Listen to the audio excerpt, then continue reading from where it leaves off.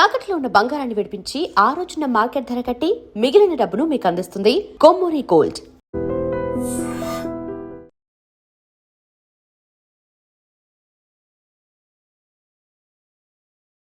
జ్ఞానం, వైరాగ్యం, ఐశ్వర్యం ప్రసాదించమని మనం స్వామివారిని ఎప్పుడు కోరుకుంటూ ఉంటాం.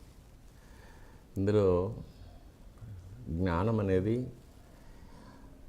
దివ్య జ్ఞానం, స్వామివారిని గురించి, విశ్వవ్యాప్తమైన భగవంతుని గురించి తెలుసుకోవడం జ్ఞానం. వైరాగ్యం, నీవు తప్ప నాకు ఇంకా వేరే అక్కర్లేదనే ఒక వైరాగ్యం. ఇక ఐశ్వర్యం అంటే మీరు చెప్పినట్టు ఈశ్వర కృప, స్వామివారి యొక్క దివ్యమైన అనుగ్రహం. ఈ మూడింటిని ప్రసాదించమని స్వామివారిని అడుగుతాం, ఇంకేమి కోరం. అయితే ఇందులో నా గొప్పతనం అనేది ఏమీ లేదు, నా అచీవ్మెంట్ అనేది ఏం లేదు. ఆ వంశంలో జన్మించాను, అది పూర్వజన్మ సుకృతం. తరువాత మా పితృదేవులు, మా పెద్దవారి యొక్క ఆశీర్వాదం, స్వామివారి యొక్క అనుగ్రహం, ఇవన్నీ చేరి నన్ను ఆ స్థానంలో నిలబెట్టాయి. స్వామివారికి నిత్యం అభిషేకం, ఆరాధన, అలంకారం, ఆరగింపులు ఇవన్నీ చేసే ఒక మహత్తరమైన అవకాశాన్ని నాకు ప్రసాదించాయి. వృత్తిపరంగా ఒక అర్చకుడిగా, స్వామివారిని అర్చించుకునే అర్చకుడిగా నా వృత్తి ధర్మాన్ని నేను నెరవేరుస్తున్నాను. అంతకన్నా ఇందులో నా గొప్పతనం అనేది ఏమీ లేదు. నేను భగవంతుని కృపే అనేది వేరే, భగవంతుని కృపే మీ మీద అపారంగా ఉంది అన్నాను, వేరే ఏం లేదు. చాలా సంతోషం. మీరు 1967లోనే ఈ బాధ్యతల్లోకి వచ్చారు. మీరు చదువు రీత్యా మైక్రోబయాలజీ, ఆధ్యాత్మికతకి ఆ పక్క నుండే మైక్రోబయాలజీ, దాని నుంచి మీరు ఉత్తర ధ్రువం దక్షిణ ధ్రువం లాగా సైన్స్ నుంచి ఆధ్యాత్మికం వైపు వచ్చారు. మీ వ్యాఖ్యానం ఏంటంటే రెండు ఒకటే అంటారు, గతంలో ఇంటర్వ్యూలో చూశాను. చదువు సంబంధమైన ఆ విషయం నుంచి ఆధ్యాత్మికమైన ఈ విషయంలోకి వచ్చిన అనుభూతి చెప్పండి సార్. ఇది అందులో నుంచి ఇందులోనికి రావడం అనేది కాదు, పుట్టుకతో నేను అర్చకుణ్ణి. పుట్టినప్పటి నుంచి ఆ మైండ్ సెట్లోనే నన్ను పెంచారు. చిన్నప్పటి నుంచి మా తల్లిగారి గర్భంలో నేను ఉన్నప్పటి నుంచి నేను తిరుమలలోనే, స్వామివారి దేవాలయంలోనే ఉన్నాను. అక్కడే పుట్టాను, అక్కడే ఆడుకున్నాను, అక్కడే తిన్నాను, అక్కడే నిద్రపోయాను. అప్పట్లో స్వామివారి దేవాలయం ఇంత హడావుడి ఉండేది కాదు, చాలా ప్రశాంతంగా, చాలా సంతోషంగా ఉండేది అప్పట్లో దేవాలయంలో ఉండడం అనే విషయం. ఇక చదువు అనేది తిరుపతిలో అవకాశాలు ఉండింది. ఆర్ట్స్ కాలేజీలో చేసాము, తర్వాత యూనివర్సిటీలో చేసాము, అవకాశం ఉండింది. సైన్స్లో ఇంట్రెస్ట్ ఎక్కువ, దానికి తగినట్టు మా గురువులు గారు కూడా ప్రోత్సహించారు, మా తండ్రి గారు ప్రోత్సహించారు. పిహెచ్డి చేశాము. వేద సంబంధమైన విద్యతో పాటుగా ఇవన్నీ చేశారా అండి? అది చిన్నప్పటి నుంచి తండ్రి గారి దగ్గర, తాతగారి దగ్గర నేర్చుకునే ఆరాధన క్రమాలన్నీ నేర్చుకుంటాం, అది మామూలుగా వచ్చేస్తాయి. గృహారాధనతో ప్రారంభమవుతుంది, తర్వాత ఆలయార్చనకు వెళ్తాం. ఆ వయసు వచ్చిన తర్వాత ఆలయార్చనకు వెళ్తాం. ఇక విద్య అనేది సాంకేతిక విద్యలో ఏ సబ్జెక్ట్ తీసుకున్నా, either it's engineering or medical or biomedical and even arts subjects, వేటికైనా కూడా ఒక డెస్టినేషన్ అనేది, ఒక టార్గెట్ అనేది దివ్యమైన జ్ఞానం అని. ఎందుకంటే జ్ఞానాయ నమః, జ్ఞానగమ్యాయ నమః, జ్ఞానాతీతాయ నమః, స్వామివారి సహస్రనామం. ఆయనే జ్ఞానం. జ్ఞానం వల్ల తెలుసుకోదగిన వారు ఆయనే. జ్ఞానానికి అతీతమైనది, ఆ జ్ఞానానికి కూడా అతీతమైనది కూడా స్వామివారు అనేది సహస్రనామం. కాబట్టి నాకు చాలా ఏళ్ళుగా నాకు మనసులో ఒక క్వశ్చన్ మార్క్ ఉండేది. ఎందుకు నన్ను మాలిక్యులర్ బయాలజీలో పిహెచ్డి చేయించి తన దగ్గరికి ఎందుకు తీసుకున్నారు అని. దానికి సమాధానం ఇప్పుడిప్పుడే తెలుస్తూ ఉంది నాకు. ఎవరైనా అడిగినప్పుడు మట్టుకు చాలా ఒక లైటర్ వెయిన్లో చెప్పేస్తాను, maybe Balaji wanted a scientist priest అని ఫర్ ఎ చేంజ్ చెప్తుంటాను. కానీ తర్వాత నేను చాలామందిని వృత్తిపరంగా చాలామందిని కలుస్తూ ఉంటాను. అంటే ఒక్కొక్క సబ్జెక్ట్లోనూ ఎక్స్ట్రీమ్కి వెళ్ళిన వాళ్ళని, ఏదో maybe scientist or medical doctor or economist, politicians, judges, వీళ్ళందరినీ కలుస్తుంటాను. వీళ్ళందరిలోనూ నేను చూసిన ఒకే ఒక కామన్ ట్రైట్ ఏంటంటే, అంతా భగవంతుడి దయ నేను చేస్తున్నాను, నాదేమీ లేదు, నేను నిమిత్త మాత్రుణ్ణి అనే ఒక స్థితికి వచ్చేస్తారు వాళ్ళు, ఒక ఎక్స్ట్రీమ్కి వెళ్ళినప్పుడు. అది చూశాను. ఇక హిస్టరీలోకి వెళ్తే take the greatest inventors, Isaac Newton, Leonardo da Vinci, Michael Faraday, Albert Einstein, వీళ్ళందరూ కూడా they agree on a single common point. మనకన్నా మానవాతీతమైన ఒక శక్తి మనల్ని నడిపిస్తూ ఉంది. ఏది జరుగుతున్నా అది ఒక ప్రీడెస్టైన్డ్ సిచ్యువేషన్. కాబట్టి దేని మీద మన మానవ శక్తి ఏమి చేయలేదు అనే దాని మీద వీళ్ళందరికీ కూడా ఒక కామన్ ఉంది అభిప్రాయం, చూసాం అది. కాబట్టి ఆ స్థితికి నన్ను స్వామివారు చాలా త్వరగానే తీసుకొచ్చేశారు.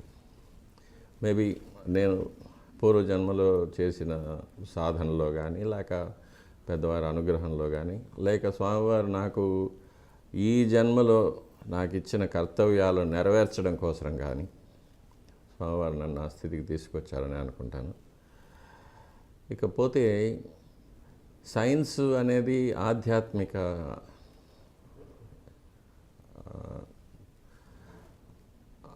ఆధ్యాత్మికత అనేది రెండు కూడా వేరువేరు అని నేను అనుకోవడం లేదు. ఇది ఒక స్పిరిచువల్ క్వెస్ట్. అంటే మానవుడు తన జీవితాంతం దేనికోసమైతే అన్వేషిస్తూ ఉంటాడు, అదే దాన్ని సాధించడం ఆధ్యాత్మికతో సాధ్యం అనేది. కాబట్టి స్పిరిచువాలిటీ కూడా it is also a science and it's a higher level of science for higher minds అంటాం. ఎందుకంటే మన మైండ్ని ఆ స్పిరిచువాలిటీ పక్క ట్రైన్ చేయాలి. Every human being has got that capacity. ఆ మైండ్ని స్పిరిచువల్ లైన్లో తీసుకెళ్ళి ట్రైన్ చేసి స్వామివారి యొక్క భగవంతుడి యొక్క విశ్వవ్యాపిత్వాన్ని అర్థం చేసుకోవడమే దివ్యమైన జ్ఞానం అనేది. దాన్ని ఏ మనిషి ఎవరైనా కూడా సాధించుకోవచ్చు. కాకపోతే దానికి చాలా సాధన అవసరం. ఎలాగైతే సైన్స్లో మన కంటికి కనిపించని అణువుల్ని, పరమాణువుల్ని చూడడానికి మనకు ఎలక్ట్రాన్ మైక్రోస్కోప్స్ కానీ అలాంటి ఎక్విప్మెంట్ ఎలా ఉంటాయో, అలాగే కొన్ని లక్షల కాంతి సంవత్సరాల దూరంలో ఉన్న నక్షత్ర కూటాలు, గెలాక్సీస్, స్టార్ సిస్టమ్స్, వీటిని చూడడానికి ఎలాగైతే మనకు హబుల్ టెలిస్కోప్ లాంటి ఒక ఎక్విప్మెంట్ మనకు అవసరపడుతుందో, అలాగే మానవాతీతమైన శక్తిని దర్శించడానికి, అర్థం చేసుకోవడానికి, అనుభవించడానికి కూడా కొన్ని సాధనలు అవసరమవుతాయి. ఇక్కడ వీటికైతే భౌతిక పరిమాణంలో కావాల్సి వస్తాయి. స్పిరిచువాలిటీలో పారభౌతికమైన పరిమాణంలో మన మనస్సుని, మన ఆత్మని, మన ఆ, మేధస్సుని దానికి ట్యూన్ చేసి సాధన చేయగలిగితే మనం తప్పకుండా ఈ దివ్యమైన జ్ఞానాన్ని కూడా పొందవచ్చు. ఇదే ఆగమ శాస్త్రంలో కూడా అష్టాంగ యోగం మొదలైన ఆ, ఆ, పద్ధతులతో వివరించున్నారు మన మహర్షులందరూ కూడా. మీరు అంటే మీ కుటుంబాలకు సంబంధించి మీ 4 కుటుంబాలకు సంబంధించి నిబంధనలు ఎలా ఉంటాయండి? అంటే మీరు మామూలు జనంలాగా సమాజంలో సంచరించడానికి కొన్ని నిబంధనలు ఉన్నాయి, అందరిలాగా మీరు జనంలో కలవలేరు అటువంటివి అంటారు కదా, అవి అంటే మీ వ్యక్తిగత స్వేచ్ఛ ఎంతవరకు ఉంది? అది ఏమి అటువంటి నిబంధనలు అంటూ మరి ఏముండవు. కాకపోతే అర్చక కుటుంబాల్లో చిన్నప్పటి నుంచి కూడా మేము పెరిగిన విధానం కొన్ని ఉంటుంది. ఎందుకంటే మా వేషం, కట్టు బొట్టు జుట్టు, ఇవి, తర్వాత మా ఆహారం, మేము వాడే భాష,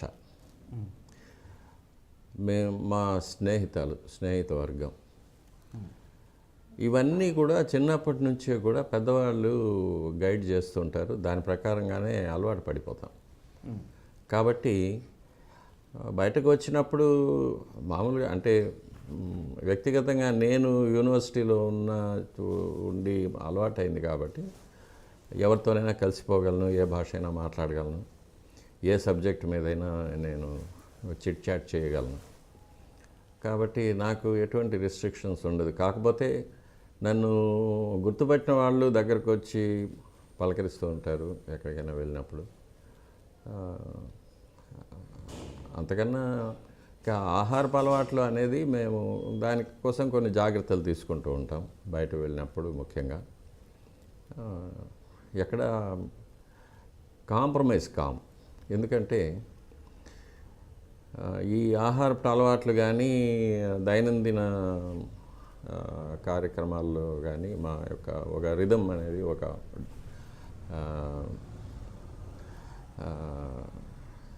ప్రోగ్రామ్స్ అనేది వృత్తిపరంగానే డిసైడ్ అయి ఉంటాయి. కాబట్టి దాని ప్రకారమే గుళ్ళో ఉన్నా కానీ బయట ఉన్నా కానీ దాని ప్రకారమే వేకువజామున లేవడం, ఆరాధన, అది అనుష్ఠానం చేసుకోవడం, ఇవన్నీ కూడా ఉంటాయి. అలవాటు పడ్డది కాబట్టి దానిలో పెద్ద ప్రాబ్లం ఏమి ఉండదు. నిరంతరం స్వామివారి దగ్గరే ఉంటూ వారికి నిరంతరం సేవ చేస్తూ ఉంటారు కదండి. సమాజంలో జరిగే మార్పులు, సమాజంలో జరిగే ఇవన్నీ కూడా మీ చెవిన పడుతూ ఉంటాయి. మీరు అంటే మీ ఆవేదనని లేదా సమాజం తాలూకు ఆవేదనని స్వామివారితో ఖచ్చితంగా విన్నవించుకుంటూనే ఉంటారు. ప్లస్ స్వామివారిలో క్షణక్షణానికి వచ్చే ఆ మార్పులు, ఆ స్పందనలు, అవి మామూలు మా బోటి వాళ్ళని గుర్తించడం. కానీ మీ బోటి వాళ్ళు మీకు అర్థమవుతుంది, స్వామివారు నవ్వారు, కోప్పడ్డారు, ఇట్లాంటి సూక్ష్మమైన ఫీలింగ్స్ మీకు అర్థమవుతుంది. అది దేవాలయంలో కులశేఖర పడి అని ఒక థ్రెషోల్డ్ ఉంటుంది. అంటే అది ఆ మెట్టు దాటి ఎవరు లోపలికి రాకూడదు, అర్చకులు తప్ప. నాకు సంబంధించినంత వరకు కులశేఖర పడికి బయట ఉన్నది భౌతికమైన ప్రపంచం, కులశేఖర పడి లోపల ఉన్నది ఒక మానవాతీతమైన ఒక పరిమాణంలో ఉంటుంది. అక్కడి నుంచి బయట ప్రపంచాన్ని చూసినప్పుడు మనకు అది పారదర్శకం అయిపోతుంది. వచ్చిన ప్రతి మనిషి ట్రాన్స్పరెంట్ అయిపోతాడు అక్కడ మా దృష్టికి. బయట ప్రపంచంలో జరిగే పరిణామాలు వీటన్నిటినీ కూడా అక్కడ చూస్తూ ఉంటాం. భక్తులనే పేరుతో వచ్చే కొంతమంది, నిజంగా భక్తితో వచ్చే కొంతమంది, వారికి అక్కడి సిబ్బంది చేసే సేవలు, వీటన్నిటిని చూసినప్పుడు కాస్త బాధగా ఉంటుంది, కొన్ని సమయాల్లో జుగుప్సగా కూడా ఉంటుంది. అప్పుడు నేను ఈ ప్రపంచాన్ని చూడకుండా స్వామివారి వైపు తిరిగి కూర్చుంటాను. లేకపోతే స్వామివారిని అలా చూసినప్పుడు స్వామివారు నవ్వుతూ ఉంటారు, ఇదంతా నా లీలే, నేనే వీళ్ళందరినీ ఇలా ఆడిస్తున్నాను అంటారు. సరే, ఇంకా కాకపోతే మనకు రామాయణ మహాభారతాల్లో చెప్పారు యుగ ధర్మాలు అనేది ఉంటాయి. ఆ, కృతయుగంలో 4 పాదాల ధర్మం నడిచిందని, తర్వాత 3 పాదాలు, తర్వాత 2 పాదాలు, కలియుగంలో 1 పాదం. కలియుగం ముదిరినప్పుడు అంటే చివరి ప్రళయ సమయం వచ్చినప్పటికీ ఆ ఒక్క కాలు కూడా విరిగిపోయి ధర్మదేవత కుంటుతూ నడుస్తూ ఉంటుందని అది చూస్తున్నాం. తర్వాత ఇక నాస్ట్రడామస్ కానీ, పోతులూరి వీరబ్రహ్మం కానీ, మహాభారతంలో అనుశాసన పర్వంలో భీష్ముడు ధర్మరాజుకు ద్వాపర యుగం పూర్తయి కలియుగం ప్రారంభమయ్యేటప్పుడు కలియుగంలో ఎలా ఉంటుంది అనే విషయాన్ని గురించి బోధించడం, అవన్నీ కూడా మనం చదివినప్పుడు సరే ఇవన్నీ కూడా దాని ప్రకారం జరుగుతూ ఉందనేది తెలుసుకోవచ్చు. ఇది కాకుండా హ్యూమన్ ఎవల్యూషన్లో కూడా మనుషుల్లో ఒక క్రూరత్వం, ఒక అత్యాశ, హింసాత్మకమైన ప్రవృత్తి అంటే తమోగుణం, ఇవన్నీ కూడా ఎక్కువ అవుతుందని, తరువాత ఇంకాస్త ముందుకు వెళితే మానవుల్లో 2 జాతులు తయారవుతాయని, ఒకటి పూర్తిగా భౌతికమైన లాలసత్వం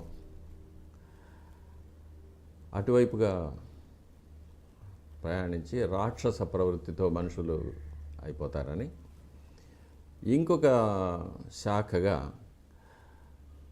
మానవాతీతమైన శక్తులు పొందినవారు, ఎక్స్ట్రా సెన్సరీ పర్సెప్షన్ అంటాము, అటువైపుగా ఒక మానవ జాతి ఉద్భవిస్తుందని ఇప్పుడు మనం కూడా చూస్తూ ఉంటాం. చాలామందిలో చిన్నపిల్లలు కూడా పూర్వజన్మ జ్ఞానం రావడం, లేక ఇప్పుడు రష్యాలో దీని మీద చాలా చాలా రీసెర్చ్ జరుగుతుంది, యుఎస్ఏలో కూడా జరుగుతుంది. మనుషులు కొన్ని సమాధి స్థితికి పోవడం, అందులో జరిగే మార్పులు, వాటి మీద. ఇవి కాకుండా అష్టసిద్ధులు, అణిమ, గరిమ, లఘిమ అలాంటివి, దూరశ్రవణం, దూరదృష్టి, తర్వాత భవిష్యత్తులోకి వెళ్ళడము, it's called out of the body experiences అంటాము, తర్వాత నియర్ డెత్ ఎక్స్పీరియన్సెస్, ఇట్లాంటివన్నీ బయటపడ్డాము. ఇవన్నీ కూడా ఆ దిశగా మనకు కనిపిస్తున్న ఎవిడెన్సెస్ ఇవి. కాబట్టి ఇవన్నీ మనం చూస్తూ ఉంటాము. ఇదే కాకుండా దేవాలయంలో అప్పుడప్పుడు కొంతమంది మహాయోగులు, సిద్ధులు, మహర్షులు కొన్ని పుణ్యదినాల్లో వస్తూ ఉంటారు. వారు కూడా వచ్చి స్వామివారిని దర్శించుకుంటారు. స్వామివారి నుంచి కొంత దివ్యమైన శక్తిని స్వీకరించి వెళ్ళిపోతూ ఉంటారు. వారు మామూలుగా ఎవరితో మాట్లాడరు, ఎవరిని చూడరు, ఎవరిని స్పర్శ చేసుకోరు. కానీ వారు వచ్చినప్పుడు దేవాలయం అంతా కూడా పూర్తిగా ఒక వైబ్రేషన్ ఉంటుంది. అది మనం మహద్వారంలో అడుగు పెట్టేటప్పుడే తెలిసిపోతుంది ఎవరో మహాత్ములు గుడిలో ఉన్నారనేది. అటువంటి వారు కూడా వస్తూ ఉంటారు, పోతుంటారు. అది మీరు అనుభూతి చెందగలరు, మీరు ప్రత్యక్ష సాక్షులు కాబట్టి. అది ఒక వేవ్ లెంత్ అంతే. ఆ వేవ్ లెంత్కి మనం వెళ్తే మనం వీ కెన్ ఫీల్ దెమ్. అది తెలుస్తుంది. చాలామంది ఉన్నారు మన హిందువులు, మహమ్మదీయులు అనేది కాకుండా ఇది ఈ దేహానికి ఉన్న మతము, కులము అవన్నీ, ఆత్మకు మతం, కులం అవన్నీ ఏమీ లేవు. చాలామంది పాశ్చాత్యులు కూడా వచ్చినప్పుడు అటువంటిది ఉంది. వాళ్ళు చూసే విధం, వాళ్ళు స్వామివారి దగ్గర ఆ శక్తిని గ్రహించే విధం, ఇవన్నీ కూడా మనం చూస్తూ ఉంటాం గుళ్ళో కామన్. మీరు మీ జీవితాన్ని స్వామికే అర్పించేశారు దాదాపుగా. ఇప్పుడు ఈ క్షణం మనం హైదరాబాద్ అనే నగరంలో ఉన్నాము. మీరు స్వామివారిని విడిచున్నారు. మేబీ మీరు స్వామివారిని విడిచి 24 గంటలు అవ్వచ్చు, లేదా 48 గంటలు అవ్వచ్చు. మ్యాక్సిమం స్వామివారిని విడిచి ఎన్ని గంటలు ఉండగలరు మీరు? అది స్వామివారి అనుమతితోనే. స్వామివారి ఎంత అనుమతిస్తే అంతే. ఓకే. అలా ఎన్ని రోజులు అనుమతించారు మీకు? మ్యాక్సిమం ఎన్ని రోజులు అనుమతించారు? మ్యాక్సిమం 7-8 రోజుల కన్నా ఉండదు. అందులో కొన్ని కండిషన్స్ కూడా పెడతారు ఆయన. ఈ చాలా వ్యక్తిగతమైన అంశము, విషయాలు. కానీ వచ్చేటప్పుడు స్వామివారి దగ్గర అనుమతి తీసుకొని వస్తాను. వెళ్ళే పని త్వరగా పూర్తి చేసి మళ్ళీ నీ దగ్గరికి తీసుకో అని ప్రార్థన చేసి వస్తాను. వెళ్ళరా అంటారు. బంగారు వాకిల వరకు వచ్చి వెనక్కి తిరిగి చూసినప్పుడు కాస్త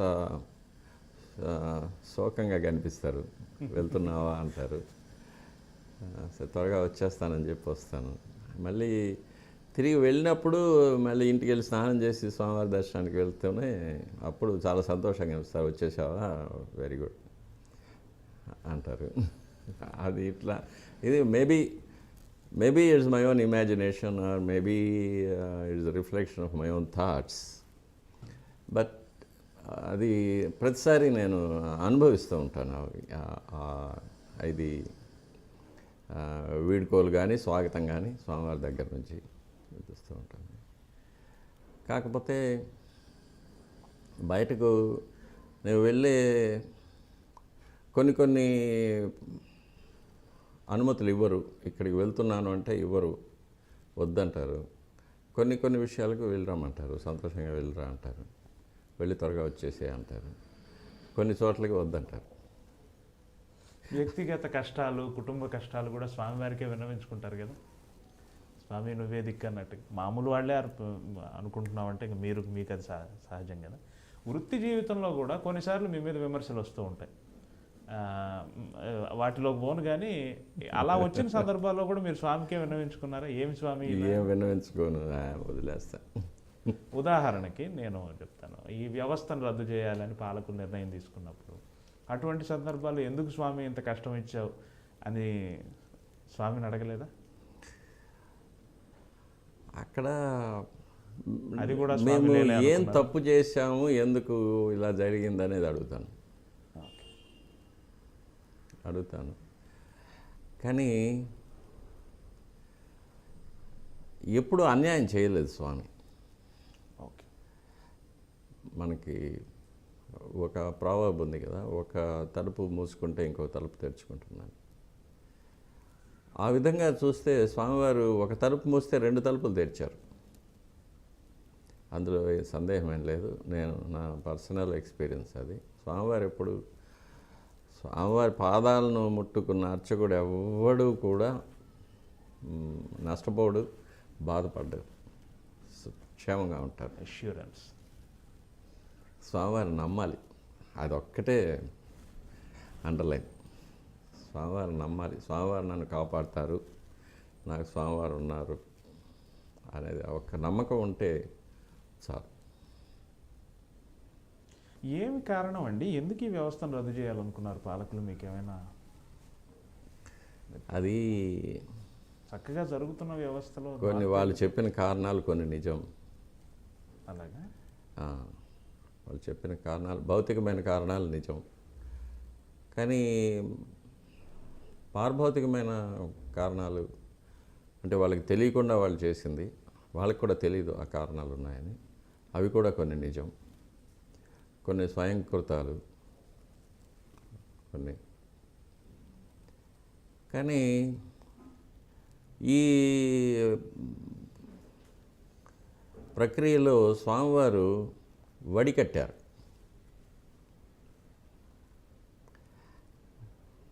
వడికట్టి క్రీమును తీసుకున్నారు. Okay okay. కొంతమందికి అపారమైన అవకాశాలు ఇచ్చారు, కొంతమందిని పూర్తిగా దూరంగా పెట్టారు.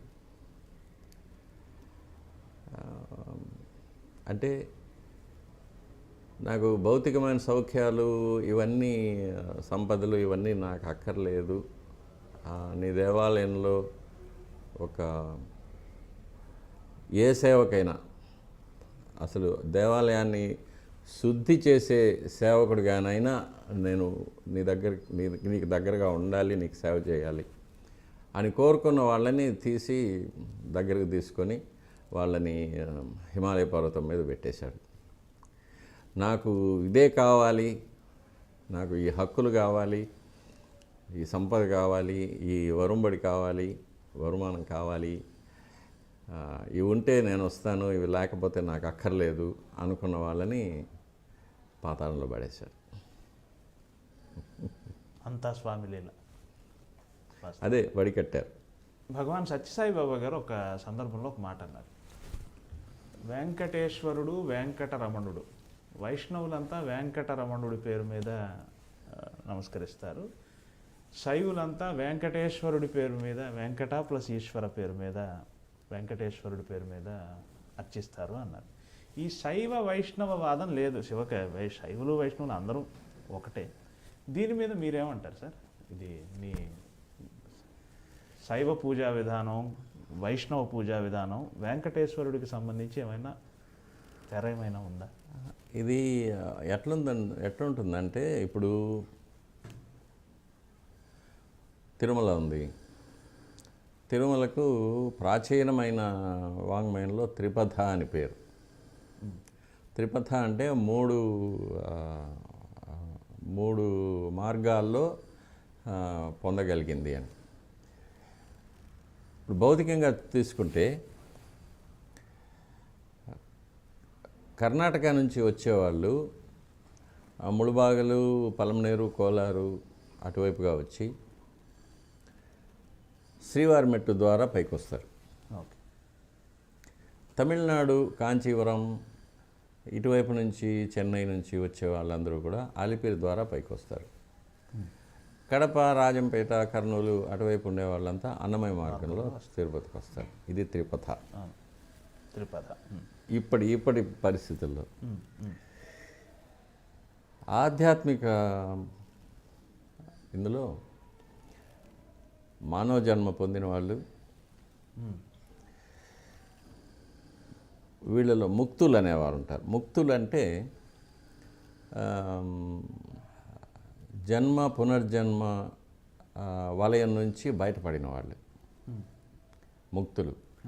శ్వేతద్వీప వసన్ ముక్త పూజితాంఘ్రి యుగాయ శ్రీ వెంకటేశాయ నమః అని. శ్వేతద్వీపం అనే ఒక రహస్యమైన ప్రదేశంలో ఈ ముక్తులు ఉంటారు. అది ఈ భూమిలోనే మానవుల దృష్టి పడకుండా ఉన్న ఒక అతిపెద్ద ఒక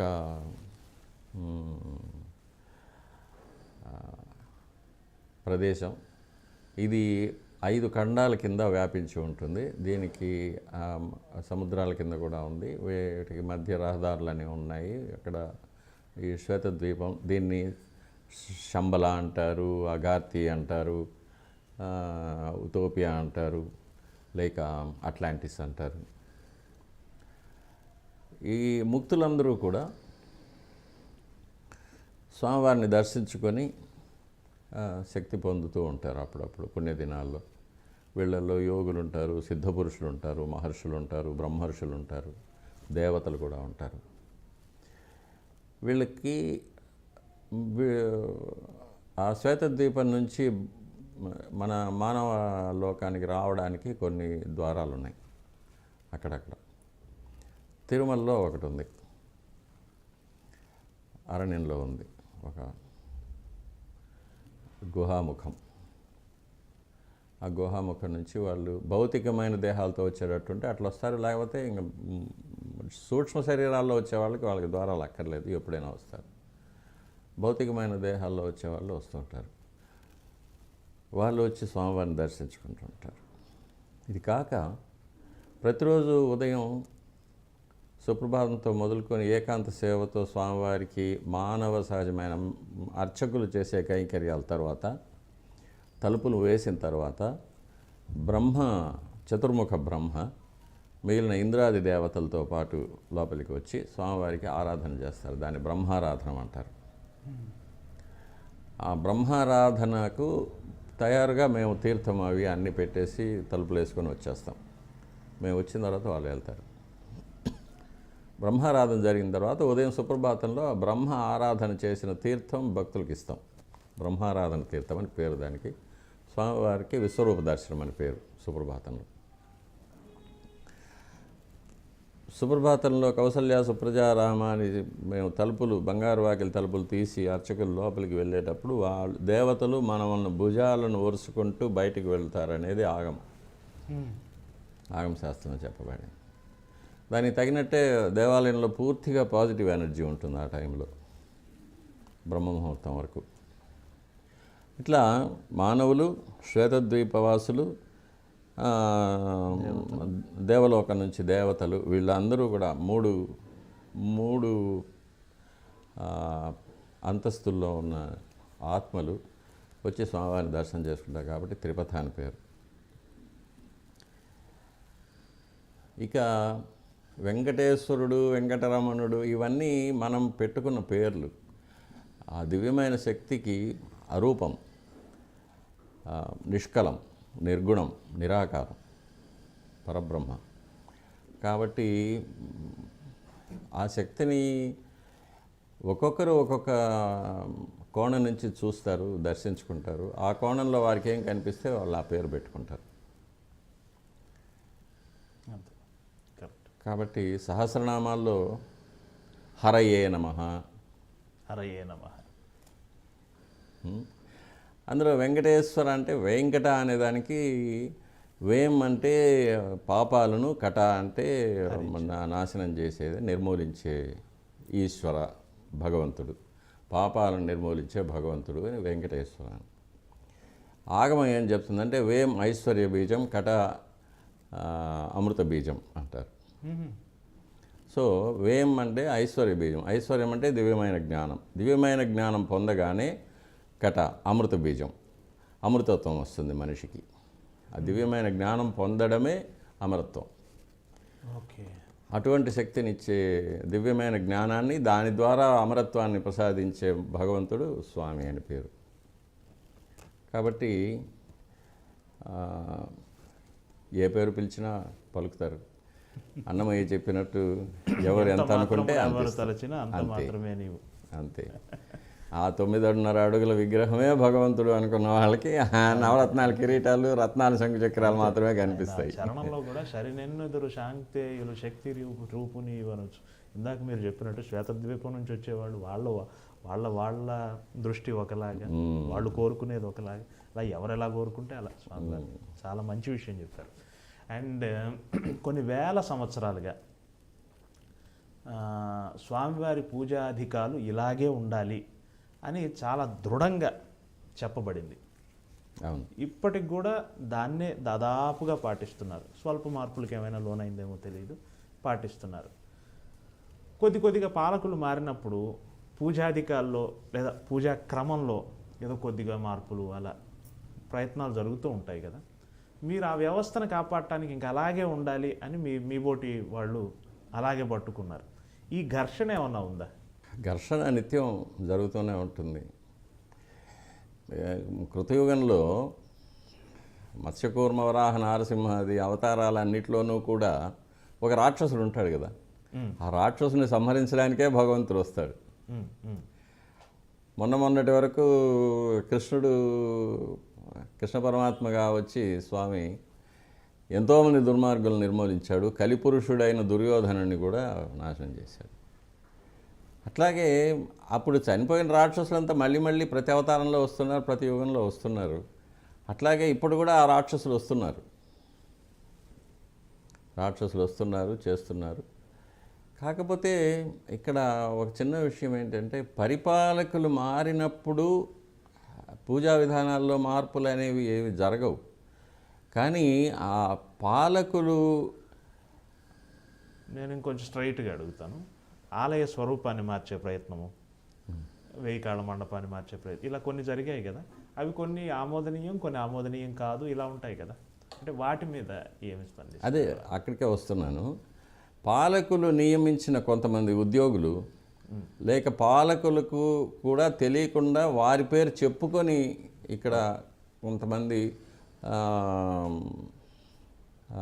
చిన్న పదవుల్లో ఉన్న సిబ్బంది కొంతమంది, వీరు కొన్ని పాలకుల యొక్క అనుగ్రహం వల్ల కొన్ని పదవులు పొందుతూ కొన్ని సౌకర్యాలు పొందుతూ ఇక్కడ తమ ఉనికిని చాటుకోవడం కోసం కొన్ని మార్పులు చేస్తూ ఉంటారు. ఇది పాలకుల వరకు వెళ్ళదు. ఇది ఓకే ఓకే. ఇప్పుడు 1000 కాళ్ళ మంటపం తీసేయడంలో కూడా ప్రభుత్వం యొక్క ఇదేమీ లేదు.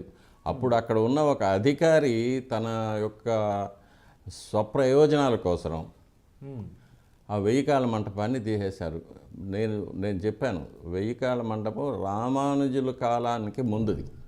వీటిని మీరు ఎలా జీర్ణం చేసుకుంటున్నారు? మీ స్పందన ఏంటి దీని పట్ల? ఇది ఒక దురదృష్టకరమైన పరిస్థితి. 1000 కాళ్ళ మంటపం ఒకవేళ స్వామివారి యొక్క ఆరాధన క్రమాల్లో దానికి అంత ప్రాధాన్యత లేకపోయినా కూడా ఒక ప్రాచీనమైన కట్టడంగా అతి సుందరమైన శిల్పాలతో అలంకరించబడి సుమారు 9వ శతాబ్దంలో నిర్మించబడిన మహత్తరమైన కట్టడం అది. అప్పట్లో దట్టమైన అరణ్యం ఉండడం వల్ల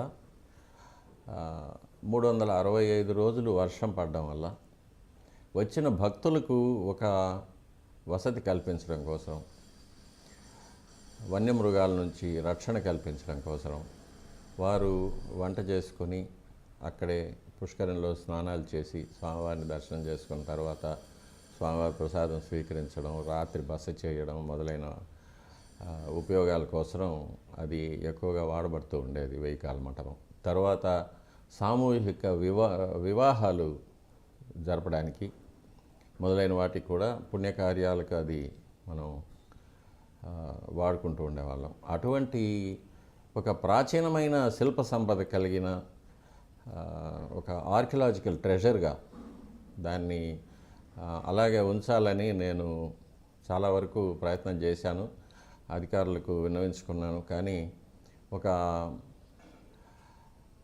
అధికార దర్పం, అజ్ఞానం, అహంకారం వీటి వల్ల స్వప్రయోజనాలు, స్వార్థం వీటి కోసం అప్పుడు ఉన్న అధికారులు వాటిని నిర్దాక్షిణ్యంగా నిర్మూలించారు. అది ఆ మంటపం పడగొట్టేటప్పుడు తర్వాత తెలిసింది అది 2 అంతస్తులుగా కట్టబడిన ఒక మహత్తరమైన కట్టడమని. తర్వాత ఎప్పుడో అది మట్టిలో ఒక అంతస్తు మట్టి లోపలికి పూడిపోయిందని తెలిసిన తర్వాత కూడా అటువంటి కట్టడాన్ని తీసి నిర్దాక్షిణ్యం కూల్చివేశారు. దాన్ని మళ్ళీ వేరే చోట ప్రతిష్ఠించాల్సిందిగా కూడా కోరాను. అది కూడా ఆ కోరిక కూడా ఇంతవరకు మన్నించబడలేదు. దీనికన్నా విచారకరమైన విషయం, స్వామివారికి ప్రతి వార్షిక బ్రహ్మోత్సవాల్లో కూడా మహారథంలోకి ఉత్సవమూర్తులు మలయప్ప స్వామివారిని వేంచేపు చేయడానికి ఆ రథారోహణం కార్యక్రమంలో భాగంగా జరిగే పుణ్యాహవాచనం, యాత్రాదానం, నవగ్రహ పూజ మొదలైన క్రతువులను నిర్వహించడానికి ఒక అత్యంత సుందరమైన శిల్ప సంపత్తో కూడిన ఒక రథమంటపం ఉండేది. స్వామివారు ఆ రథమంటపంలోకి వేయించేసి పుణ్యాహవాచనం, యాత్రాదానం మొదలైన క్రతువులు నిర్వహించిన తర్వాత మంటపం లోపల నుంచే రాతి మెట్ల మీద స్వామివారు మహారథంలోకి చాలా సులభంగా వేయించేసేవారు. కానీ దాన్ని కూడా మాస్టర్ ప్లాన్ అనే ఒక కారణం కింద నిర్దాక్షిణ్యంగా తీసి పారవేశారు. దాన్ని కూడా మళ్ళీ మనకు సౌకర్యమైన ప్రదేశంలో తిరిగి నిర్మించాలని కూడా కోరాను. దాన్ని కూడా ఆ కోరిక కూడా మన్నించబడలేదు. ఇది కూడా స్వార్థంతో, అహంకారంతో, అజ్ఞానంతో చేసిన ఒక దుష్కార్యం. ఇప్పుడు ఆ రథమంటపం లేకపోవడం వల్ల స్వామివారిని ఇనుప నిచ్చెనల మీద రథంలోకి వేంచేపు చేస్తున్నాం. చాలా కష్టతరమైన, చాలా ఆపదతో కూడిన కార్యక్రమం ఇది. కానీ ఇప్పటికీ ఆ రథమంటపాన్ని పునర్నిర్మించే యోచన చేయబడలేదు. ఇది కూడా ఒక విచారకరమైన విషయం. మన దేశంలో ప్రతి చిన్న దేవాలయానికి కూడా రథమంటపాలు ఉన్నాయి. కానీ అఖిలాండకోటి బ్రహ్మాండ నాయకుడు అంటాము, కోట్లాది మంది కొలిచే ప్రభువు వెంకటేశ్వర స్వామి వారికి రథమంటపం లేకపోవడం చాలా శోచనీయమైన విషయం. కాబట్టి ఇటువంటివన్నీ జరుగుతూ ఉంటాయి. కానీ ఇవి పాలకుల యొక్క దృష్టికి పోకుండా పాలకుల చేత నియమించబడిన కింది స్థాయి అధికారులు, వారి కింది స్థాయి ఉద్యోగులు, వారి విధేయులైన బంట్లు, వీళ్ళు పాలకుల పేరు చెప్పి చేసే అక్రమాలు, అరాచకాలు, అపవిత్రమైన కార్యాలు, అపచారాలు ఇవి ప్రతిరోజు దేవాలయంలో జరుగుతూ ఉంటాయి. స్వామివారికి ఆరాధనలు జరగనీయకుండా చేయడం, స్వామివారికి ఆరగింపులు జరగకుండా చేయడం, త్వరగా చేయమని చెప్పి అర్చకులను ఇబ్బంది పెట్టడం, లేక అకాలంలో స్వామివారిని మేలుకొల్పడం, నిద్రపుచ్చడం, ఆరగింపులు పెట్టడం, ఇటువంటివన్నీ కూడా కింది స్థాయి ఉద్యోగులు పాలకుల పేరు చెప్పి వారి ప్రాపకం కింద చేసే అక్రమాలు తిరుమల దేవాలయంలో ప్రత్యేకంగా చాలా జరుగుతూ ఉంటాయి. అది వారి అస్తిత్వాన్ని నిరూపించుకోవడానికి, వారు అక్కడ ఉన్నట్టుగా వారే అధికారులుగా చలామణి అవ్వడం కోసం స్వార్థంతో చేసే పనులు. ఇవి పాలకుల దృష్టి వరకు పోదు, కానీ పాలకుల పేరు మీద జరుగుతుంది కాబట్టి ఆగమ శాస్త్ర ప్రకారంగా ఈ అపచారాల వల్ల సంభవించే పాపాలన్నీ కూడా పాలకులకు కూడా చెందుతాయనేది మనం ఇప్పుడు తెలుసుకోవాల్సిన విషయం. ఇది పాలకులు కూడా ఒక పని చేయాలంటే దాంట్లో నిపుణత్వం ఉండాలి. ఆపరేషన్ చేయాలంటే డాక్టర్ వృత్తి చదివినట్టు. ఇప్పుడు తిరుమల లాంటి ఒక క్లిష్టమైన ఎన్నో ఆచార వ్యవహారాలతో కూడిన వ్యవహారాన్ని జడ్జి చేసే పెద్దలు ఆగమాన్ని తెలుసుకుని ఆగమాన్ని అవపోసన బట్టి ఉండాల్సిన అవసరం లేదా? అధికారులు కూడా అంటే ఇప్పుడు నేను ఇంకొంచెం స్ట్రైట్గా అడుగుతాను. స్వామివారికి నిద్రే ఉండటం లేదు, 4 గంటల నుంచి ప్రారంభం అవ్వాల్సిన పని 2 గంటల నుంచే ప్రారంభమైంది అని ఒక్కోసారి మేము పేపర్లో చదువుతూ ఉంటాం సామాన్య మనుషులది. ఇవన్నీ అసంబద్ధం, ఇవన్నీ జరగకూడదు అని మీ బోటి పెద్దలు కూడా అంటున్నారు. ఇవి నిర్దేశిస్తున్న వాళ్ళకి బహుశా ఈ ఆగమం పట్ల తెలియకపోవటం వల్లే కదా జరుగుతూ ఉండొచ్చు. దాని మీద ఏమంటారు? వీరికి అధికారులకు వారి విద్యార్జనలో భాగంగా వారికి ఎలాంటి బోధన చేస్తారంటే, మీరు పాలించడానికే పుట్టారు, మీరే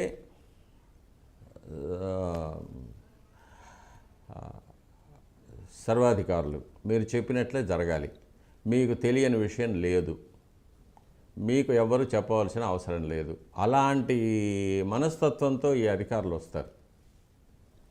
కాబట్టి వారికి ఇప్పుడు నేను అధికారికంగా కూడా ఆగమ శాస్త్ర సలహాదారు తిరుమల తిరుపతి దేవస్థానానికి. నేను సలహా ఇవ్వాలి, నేను చెప్పింది దేవాలయంలో జరగాలి, నేను వద్దన్నది జరగకూడదు. ఇందులో నేను అనేది ఆగమశాస్త్రం. ఆగమశాస్త్రం ఏది చెయ్యాలంటుందో అదే జరగాలి దేవాలయంలో. ఇది జరగకూడదు, ఇది అపచారం, దీనివల్ల ఇలాంటి పాపాలు సంభవిస్తాయి, వీటి పర్యవసానాలు ఇంత ఘోరంగా ఉంటాయని ఆగమశాస్త్రం చెప్తుంది. కాబట్టి దాన్ని చేయవద్దని నేను చెప్తాను. ఇది అధికారులకు రుచించదు. ఎందుకంటే మనకు సమాజంలో అర్చకులంటే ఒక హీనమైన ఒక దృష్టి ఉంది సమాజంలో. వీరు బడుగు బాపలు, వీరికి ఏమీ తెలీదు, వీరికి సంఘంలో ఎటువంటి గౌరవం లేదు, వీరు ఏదో యాచక వృత్తిలో ఉన్నవారు అనే విధంగానే ఒక ప్రబలమైన అభిప్రాయం ఉండడం వల్ల అధికారులందరూ కూడా ప్రతి అర్చకుడిని అలాగే ఆ దృష్టితోనే చూస్తారు. అది వెంకటేశ్వర స్వామి వారి అర్చకులైనా సరే, లేకపోతే అమ్మవారి అర్చకులైనా సరే, శివాలయంలో అర్చకులైనా సరే, ఆ దృష్టిలోనే వాళ్ళు చూస్తారు. కాబట్టి ఏ అధికారి కూడా ఒక వైఖానస ఆగమనంలో నిష్ణాతుడు చెంది అర్చకత్వంలో కొన్ని దశాబ్దాలుగా ఉండి అన్ని కైంకర్యాల విషయాలు, అందులో తిరుమల దేవాలయంలో కొన్ని ఆగమశాస్త్రమైన ప్రక్రియల్లో మిగిలిన దేవాలయాల్లో లేని కొన్ని ఆచారాలు ఉన్నాయి. చాలా చాలా శుచిగా చాలా భయంతో స్వామివారి కైంకర్యాలు మేము చేస్తుంటాం. స్వామివారిని ముట్టుకోవడం మొదలుకొని ఎవరు స్వామివారిని మూల బేరాన్ని ఎవరు తాకగలరు, దానికి వారు అనుసరించాల్సిన కార్యక్రమాలు ఏంటి, ఇవన్నీ కూడా పెద్దలు ఎలా పెట్టారో అలాగే ఈ రోజు వరకు కూడా చేస్తున్నాం. కాబట్టి ఇవన్నీ తెలిసిన ఒక ఆగమ సలహాదారు ఇచ్చే సలహాలను వీళ్ళు అధికారులు పాటించరు. వారికి ఎప్పుడు ఉన్న అభిప్రాయం ఏంటంటే ఈరోజు ఎన్ని వేల మంది భక్తులు వచ్చారు, ఎన్ని వేల మందిని బయటకు తోసేసాం, వారికి తృప్తిగా దర్శనం అయిందా లేదా అనేది నాకు అక్కర్లేదు. ఈరోజు నేను 80,000 మందిని క్లియర్ చేశాం, 90,000 మందిని క్లియర్ చేశాం. నాకు ముందున్న అధికారి 60,000 మందికే చేశాడు, నేను 80,000 మందికి చేశాను. నాకు ముందున్న అధికారి 1,00,000 లడ్డూలు తయారు చేశాడు, నేను 2,00,000 లడ్డూలు తయారు చేస్తున్నాను. అది ఎలా తయారు చేస్తున్నావు, ఎక్కడ తయారు చేస్తున్నావు, ఎవరి చేత తయారు చేస్తున్నావు, అది ఎలా వినియోగిస్తున్నావు, అది నీకు అక్కర్లేదు. నాకు కావాల్సింది ఒక పబ్లిసిటీ. నన్ను గురించి నేనే శభాష్ అని చెప్పుకోవాలి. కాబట్టి 80,000 మంది కొండపైకి వచ్చారంటే 80,000 మందిని రాత్రి ఏకాంత సేవ లోపల వాళ్ళని గుడి లోపలికి తోసి గుడి నుంచి బయటకు నెట్టేయాలి. వారికి దర్శనం అయిందా లేదా నాకు అక్కర్లేదు. స్వామివారికి ఏకాంత సేవ సమయానికి జరిగిందా లేదా నాకు అక్కర్లేదు. ఈ 80,000 మంది పూర్తయిన తర్వాతే స్వామివారికి ఏకాంత సేవ జరగాలి. ఇలాంటి ప్రవృత్తితో వచ్చే అధికారుల వల్ల స్వామివారికి అపచారం జరుగుతుంది. అపచారం జరగడం వల్ల స్వామివారి యొక్క అనుగ్రహం పోతుంది. స్వామివారికి అనుగ్రహం లేకపోవడం వల్ల వచ్చిన భక్తులకు ఎటువంటి ప్రయోజనం కలగదు. దీనివల్ల మహాపాపాలు సంభవిస్తూ ఉంటాయి. స్వామివారి యొక్క ఆగ్రహం వల్ల ఎన్నో ఉత్పాతాలు సంభవిస్తూ ఉంటాయి. ముఖ్యంగా పాలకులకి యశోనాశనం, వంశనాశనం ఇవన్నీ జరుగుతాయనేది ఆగమశాస్త్రంలో చెప్పబడింది. ఇది ఎన్నోసార్లు నేను హెచ్చరిస్తూనే ఉంటాను, కానీ కలియుగ ధర్మం ఎవరు వినరు.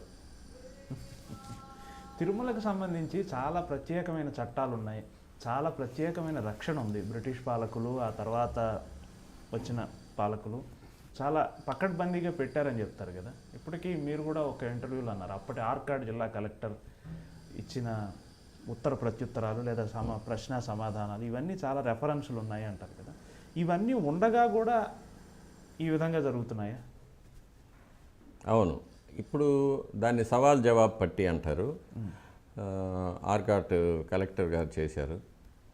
ప్రతి ఉద్యోగిని కూడా పిలిచి 19వ శతాబ్దంలో జరిగింది, 1848 సంథింగ్. ప్రతి ఉద్యోగిని పిలిచి నీ పేరేంటి, నీ కుటుంబం పేరేంటి, ఎప్పటి నుంచి పనిచేస్తున్నావు, నీకు గుళ్ళో ఉన్న బాధ్యతలు ఏంటి, ఎన్ని గంటలకు వస్తున్నావు, ఏం చేస్తున్నావు, ఎప్పుడు వెళ్తున్నావు, నీకు గుళ్ళో నీకు ఇచ్చే వరుంబడి ఎలాంటిది, నీకు జీతం ఇస్తున్నారా లేక కైండ్ ఎమాల్మెంట్స్ లాగా ఇస్తున్నారా, ప్రసాదాలు ఇస్తున్నారా, ఇవన్నీ కూడా ఒక అర్చక, పాచక, పరిచారక సిబ్బంది ఎంతోమంది ఉన్నారు. పూలు కట్టేవాళ్ళు ఉన్నారు, ప్రసాదాలు తయారు చేసేవాళ్ళు ఉన్నారు, ఇల్లు గుడి చిమ్మేవాళ్ళు ఉన్నారు, ముగ్గులు వేసేవాళ్ళు ఉన్నారు, దీపాలు అంటించేవాళ్ళు ఉన్నారు, తర్వాత హుండీ తీసి కట్టడము పెట్టడము చేసేవాళ్ళు ఉన్నారు. వీళ్ళందరి ఉద్యోగాల గురించి కూడా ఆరా తీసి దాన్ని రికార్డ్ చేసి పెట్టున్నారు. సవాల్ జవాబు పట్టి అని పేరు దానికి. తరువాత అముల్నామా అని ఒకటి ఉంది, దేవాలయంలోనే రాస్తారు. అముల్నామా అంటే ప్రతిరోజు ఉదయం సుప్రభాతానికి ఎవరు వచ్చారు, అర్చకులు ఎవరు వచ్చారు, జీయంగాళ్ళు ఎవరు వచ్చారు, ఉద్యోగి ఎవరున్నారు, వచ్చి తలుపులు తీశారు, తలుపులు తీసిన తర్వాత ఆ సీక్వెన్స్, ఎవరు తలుపులు తీశారు, ఎవరు లోపలికి వెళ్ళారు, ఏం జరిగింది, తర్వాత సుప్రభాతం తర్వాత తోమాల సేవ జరిగింది, తోమాల సేవ తర్వాత కొలువు జరిగింది, కొలువులో ఇలా జరిగింది, ఈ అధికారులు వచ్చి పాల్గొన్నారు, తర్వాత సహస్రనామార్చన జరిగింది, నైవేద్యం జరిగింది, శాతములు జరిగింది. ఇలా సీక్వెన్స్, ఎవరెవరు ఏమేం చేశారు, ఎప్పుడు చేశారు, ఎవరు ముందు చేశారు, ఎవరు వెనక్కి చేశారు, ఎవరికి ముందు తీర్థం ఇచ్చారు, ఎవరికి రెండవ తీర్థం ఇచ్చారు, ఎవరికి మూడవ తీర్థం ఇచ్చారు, ఆచార్య పురుషుల్లో ఈ సీక్వెన్సులు ఇవన్నీ కూడా అమూల్నామాను రాస్తారు. అది కూడా కొన్ని తరాలుగా రాస్తూ ఉన్నాం. ఏదైనా సందేహం ఉన్నప్పుడు అమూల్నామాలు చూస్తాం. ఏ రోజు ఏ బహుమానాలు, మర్యాదలు ఇటువంటివి పర్వదినాల్లో వాటిని గురించి సందేహాలు వచ్చినప్పుడు అవి చూస్తుంటాం. ఇప్పుడు ఒక విచిత్రమైన విషయం ఏమంటే ఈ అమూల్నామాలు, ఈ సవాల్ జవాబు పట్టీలు వీటన్నిటినీ మించి ఇప్పుడు మళ్ళీ ఒక అమూల్నామా అనేది, ఒక మాన్యువల్ అనేది ఇప్పుడు రాస్తున్నారు. ఇప్పుడు అధికారులు ఏం చేస్తున్నారంటే వాళ్ళ అధికారాన్ని చూపించుకోవడానికి, వాళ్ళ అధికారాన్ని ఒక చట్టపరంగా చేసేయడానికి, గుళ్ళో ఈ అధికారికి ఇలా మర్యాదలు జరగాలి, ఆ అధికారికి అలా మర్యాదలు జరగాలి, వీరికి ఈ బహుమానం ఇవ్వాలి, వారికి ఆ బహుమానం, ఇలాంటివన్నీ చేర్చి కొత్తగా ఒక మాన్యువల్ ఇప్పుడు తయారు చేస్తున్నారు. కానీ ఆ తయారు చేసే అధికారమో అర్హతో లేని వాళ్ళు చేస్తున్నారు. ఆగమం వారికి ఇవ్వలేదు. నేను దాని గురించి అధికారుల దృష్టికి తీసుకెళ్ళాను. ఈ మాన్యువల్ తయారు చేయడానికి ప్రధానార్చకులైనా ఉండాలి, జియ్యంగారులు ఉండాలి, లేకపోతే ఆగమ సలహాదారులు ఉండాలి. ఇటువంటి వారు లేకుండా ఒక చిరుద్యోగి, ఒక నిరుద్యోగి ద్వారా ఒక మాన్యువల్ మీరు డిక్టేట్ చేసి రాయించడము, దాన్ని అఫీషియల్ చేయడం అనేది అక్రమం. ఇది అలా చేయకూడదు. వాళ్ళకి రాసే వాళ్ళకి ఆ అధికారం లేదు. దీన్ని మేము ఒప్పుకోమని చెప్పి కూడా అధికారుల దృష్టికి తీసుకెళ్ళాం. కానీ జరుగుతూ ఉంది అది. కొత్త బైబిల్ రాస్తున్నారు.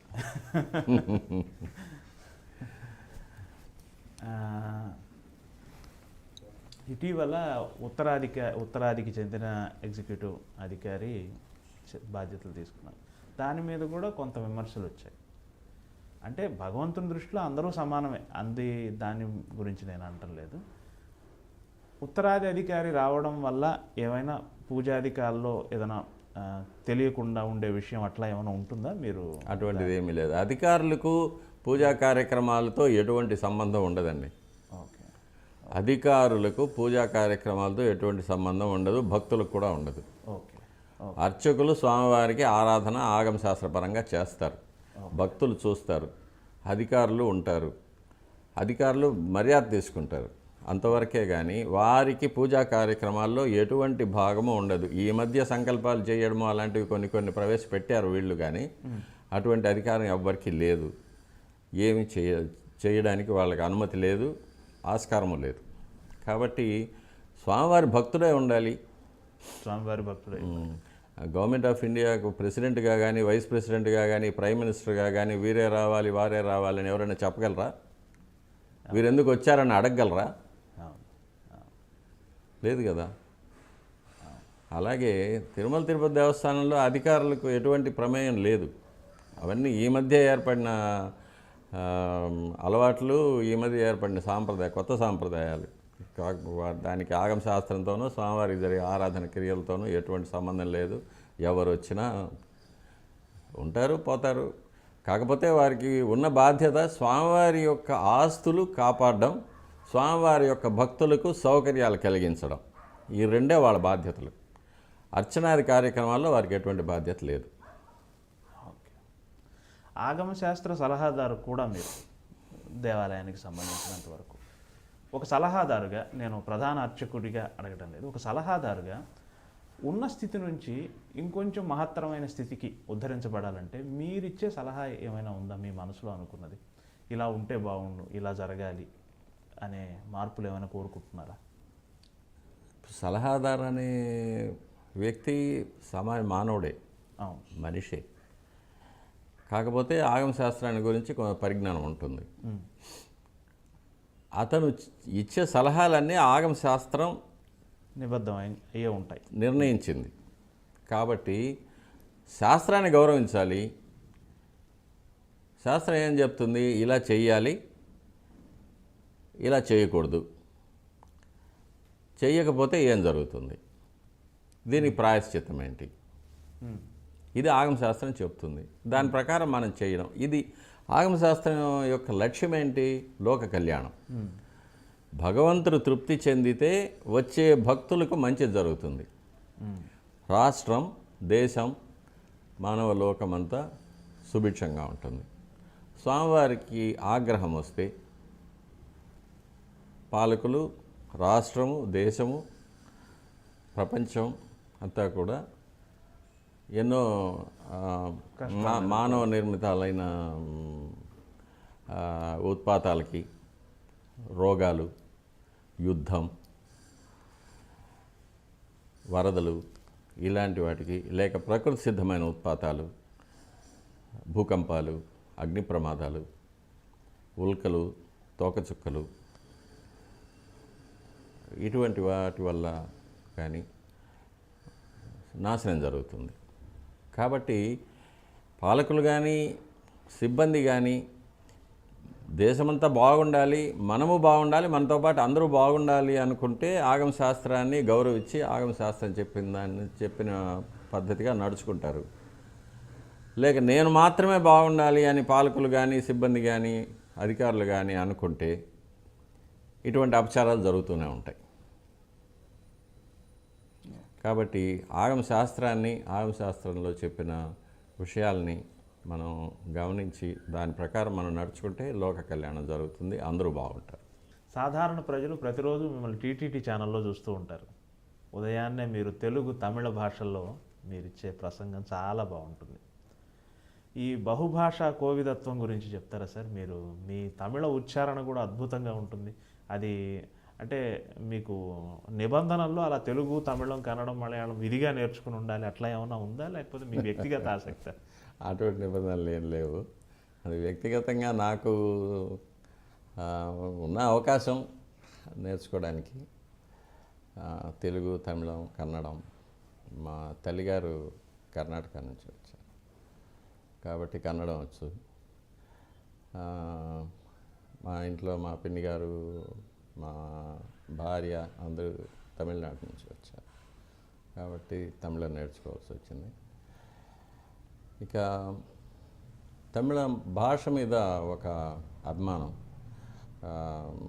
అందులో కన్నదాసన్ లాంటి వారు రాసే పాటల మీద, గీతాల మీద, కన్నదాసన్ యొక్క ఆధ్యాత్మిక పుస్తకం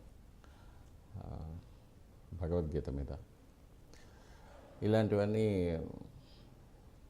చదివేవాడిని, అనుభవించేవాడిని కాబట్టి తమిళ్ నేర్చుకున్నాను. అది ఈ విధంగా ఇప్పుడు స్వామివారి అనుగ్రహం తమిళ భక్తులకి, కన్నడ భక్తులకి, తెలుగు భక్తులకి, ఇకపోతే ఎలాగూ యూనివర్సిటీలో చదివాను కాబట్టి ఆంగ్ల భాష మీద మంచి పట్టు ఉంది. అది ఇతర రాష్ట్రాల భక్తులకి ఇక్కడ స్వామివారికి జరిగే నిత్య కైంకర్యాలు, ఆరాధనలు, విశేషాలు, ఉత్సవాలు, ఆస్థానాలు మొదలైన వాటిని గురించి భక్తులకు తెలియపరచడానికి అది ఇప్పుడు స్వామివారి అనుగ్రహంలో ఉపయోగపడుతుంది.